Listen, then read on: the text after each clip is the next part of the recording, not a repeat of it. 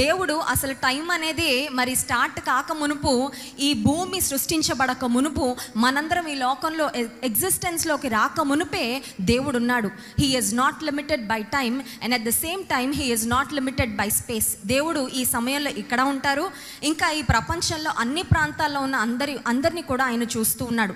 So ఒక infinite గాడ్ని ఒక finite man ఈ ఫైనైట్ బ్రెయిన్తో అర్థం చేసుకోవాలంటే, do you think it's possible?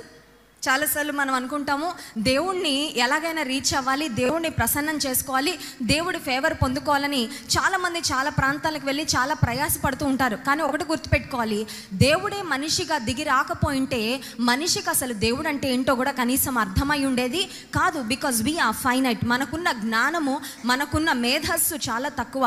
మరి ఇన్ఫినిట్ గాడ్ని మనం అర్థం చేసుకోవడానికి ఇన్ఫినిట్ గాడ్ ఒక ఫైనైట్ బీయింగ్గా మనలాంటి ఒక మనిషిగానే ఈ లోకంలో పుట్టాడు. అదే Christmas.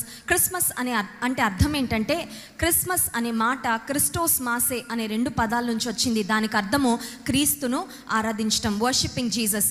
So Christmas is not just about Santa Claus and Christmas tree and decoration and exchanging gifts. చాలామంది అనుకుంటారు క్రిస్మస్ అంటే ఓ స్టార్ పెట్టుకోవడం, లేకపోతే ఒక క్రిస్మస్ ట్రీ పెట్టుకోవడం, ఈ డెకరేషన్స్ చేసుకోవడం, మంచి ఫుడ్ తినడం, చక్కని క్లోత్స్ వేసుకోవడం అని. But Christmas is all about Jesus being Born in to this earth as a baby. ఈ ప్రపంచంలోకి యేసు ప్రభు వచ్చి జన్మించారు. అందుకే బైబిల్లో ఒక మాట ఉంటుంది, word became flesh and dwelt among అస్.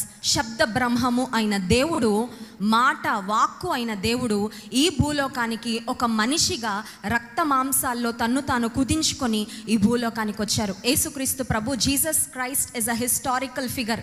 యేసు ప్రభు ఈ ప్రపంచంలోకి రాలేదని, ఆయన లేడని, లేకపోతే ఆయన కేవలం ఒక కావ్యంలో లేకపోతే ఒక పుస్తకంలో ఉన్న క్యారెక్టర్ అని ఏ ఒక్కరు చెప్పలేరు. కారణం ఏంటంటే, ఈ ప్రపంచ చరిత్రను యేసుక్రీస్తు ప్రభు 2గా విభజించారు.